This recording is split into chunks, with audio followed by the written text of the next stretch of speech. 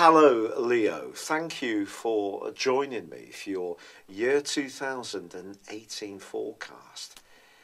Last year was simply sensational for you. The North Node returned to your sign at the start of May for the first time in 18 years. And then on the 7th of August there was a new moon in your sign, followed by a solar eclipse also in your sign on the 28th. That energy flowed right into the last half of last year, and although Jupiter did move on the 11th of October into a more muted inward position, generally you had a great opportunity to demonstrate to people your creativity and individuality during that second half of the year. But as you enter into the new year, I do think it's much more about making the ideas and the enthusiasm you were generating work in a more practical way. Now that could be around where you live, how you live and who with, or it can be around your actual work itself, or how you help other people, how you're more self-sacrificing. Now of course Pluto, the planet of transformation, has been in this sector, the 6th house, ever since 2008. But at the end of last year, on the 20th of December, Saturn moved into Capricorn 2, where it's going to be for the next 2.5 years. So I feel that what you do for other people, the things you do of sacrifice, where you invest most of your energy in order to get tangible returns, is going to become quite a big theme over this next period of time. But there's also a clustering of energy in the sign of Capricorn at the turn of this year, which means your solar return suggests that you can gain a lot the more you invest of yourself.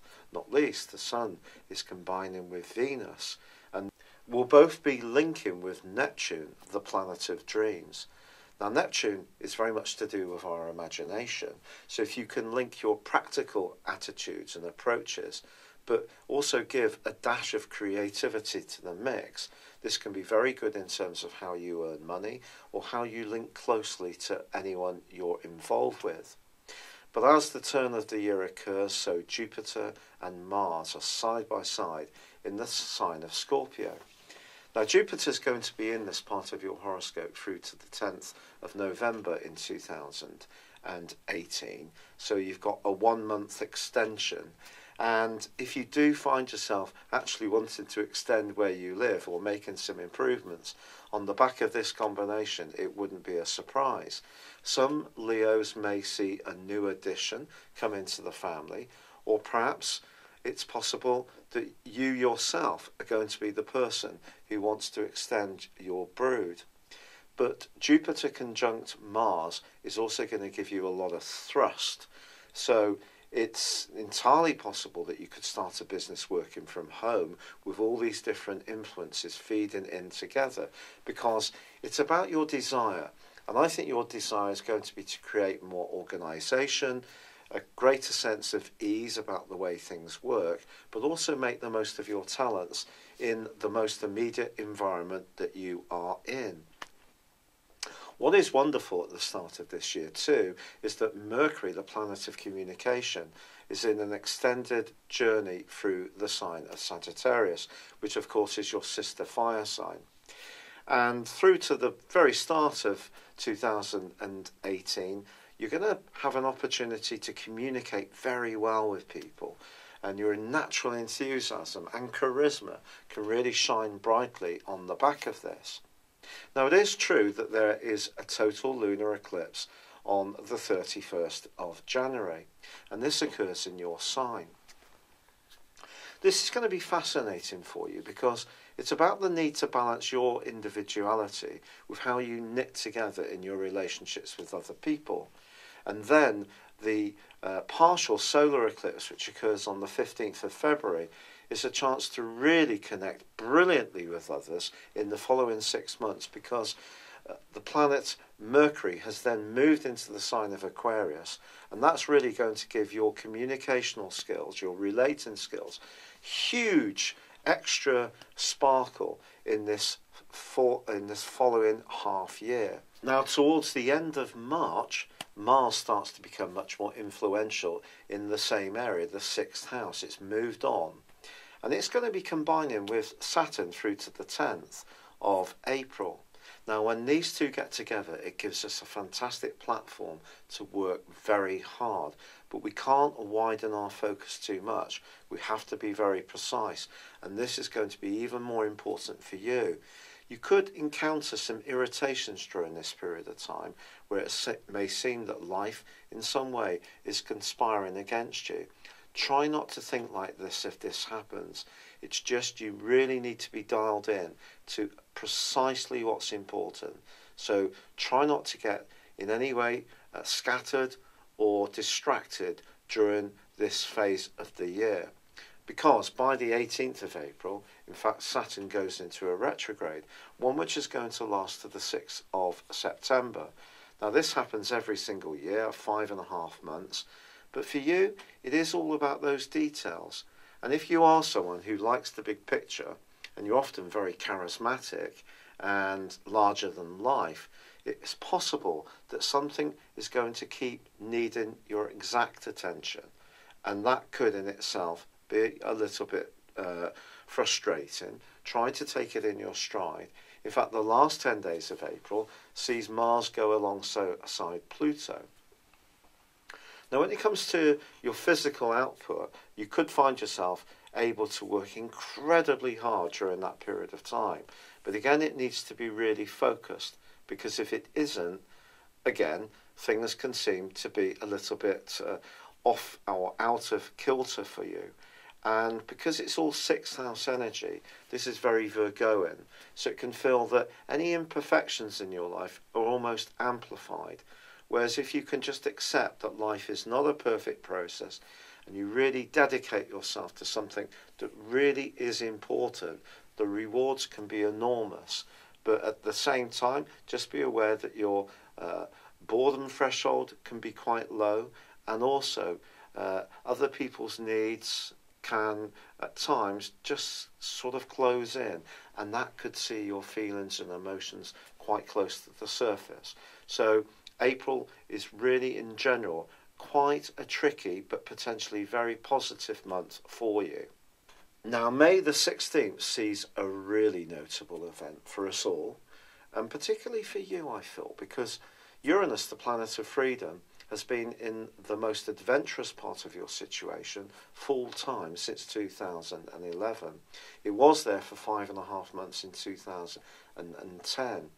Now, from this point, from the middle of May through to the 7th of November, well, Uranus is going to be in the part of your horoscope that's to do with your work, but also how you link with the wider world. Opportunities are really going to come up for you during this period of time, but not necessarily in the way that you may anticipate, because Uranus is about surprises. Now, the 27th of July sees another total lunar eclipse. Just to say, there isn't a total solar eclipse at all this year, but this particular total lunar eclipse is going to see Mars, the power planet, combining with the moon in Aquarius. The following 6 months are therefore going to be very interesting for you as far as relationships are concerned, because the need for cooperation, which was brought out by the partial solar eclipse in Aquarius in the middle of February, is going to be challenged by this, because you may find yourself being a bit more outspoken, especially with Uranus pushing your emotions closer to the surface. In fact, the partial solar eclipse in your sign, which works in tandem with the lunar eclipse, which occurs on the 11th of August, forges a beautiful link with Venus, which is occurring in the sign of Libra, its home zone. So your word power and charm are certainly going to be emphasised in the second half of 2018. But I think any weak tie is going to be quickly pushed out of your situation, and you may find yourself much more outspoken.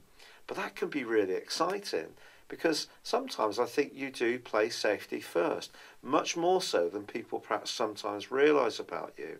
And you can keep your own personal feelings much closer to your chest, again, than people realise. So the lunation can see you more forceful, but the solar Uh, the solar influence on the 11th of August is one which is really going to see you come into your own as an individual, but articulate your needs very positively in the second half of this year. Now, on the 9th of September, Venus arrives in the sign of Scorpio. Venus and Scorpio is a very passionate combination. Now, through to the end of the year, for 12 and a half weeks, Venus is going to be in this location. Now, Venus normally just makes its way through each zodiac sign for 28 days. So this is a big, big opportunity to reshape something that's important to you at the very foundations of your existence. And I think for some Leos, it will be about moving home or significantly improving the one you already live in. It's a very enriching transit for you. In some ways, it could be a bit of a challenge because, again, change may be something that you're going to have to consider. It's possible to, as I said at the outset of this, that with Mars combining with Jupiter at the turn of the year, your determination to change where you live or how you live there or who with into something that's much more fulfilling, gives you much greater sense of security or comfort, is also significant. But this last phase of the year, where apart from a rewind back into the sign of Sagittarius, which actually is much more gregarious for you, but essentially this is your chance to get really in touch with your burning emotion around your need to relate in a very secure and confident way with other people. And as I've said just now, although you give an appearance of being very much in control, very assertive, often beneath that can be a lot of vulnerabilities that are working away. So this is your chance to try to work some of these things out, to get to a point where you do feel a lot more at ease and a lot more intimate, both with your environment, but also someone that you may be drawn towards in the second half of this year. And those eclipses on the 27th of July and the 11th of August are really going to see you being much more on the front foot when it comes to your needs. But the interesting thing is that Jupiter does move out of this more inward location on the 11th of November, moves into the glorious fifth house for you, and basically its home zone of Sagittarius. So on one side of the equation, you may want to feel much more at ease and much more cocooned away. Another part of you can feel more outgoing. I think really the truth is that you will want people to come into your world, but it will be people you really feel comfortable with. And this is going to be reinforced because the North Node inverts out of your sign on the 7th of November and into Cancer, which is asking you to become much more in touch with the hidden and sometimes more fearful side of your nature. But I just generally think that this last part of 2018 for you is all about security and the order that the stars are asking you to go through the guise of Pluto and Saturn at the very start of this year is going to be part and parcel of this. The more organised you feel, the more you're doing something that gives you a real sense of fulfilment when it comes to your work, and then the more you can thrive as an individual. It's been a real pleasure being with you, Leo. Good luck for 2018 and goodbye for now. Thank you for joining me. If you'd like to know more, please visit my website at www.patrickarundell.com or download my free app in iOS, Google or Facebook at www.horoscope-ace.com. Thanks and goodbye.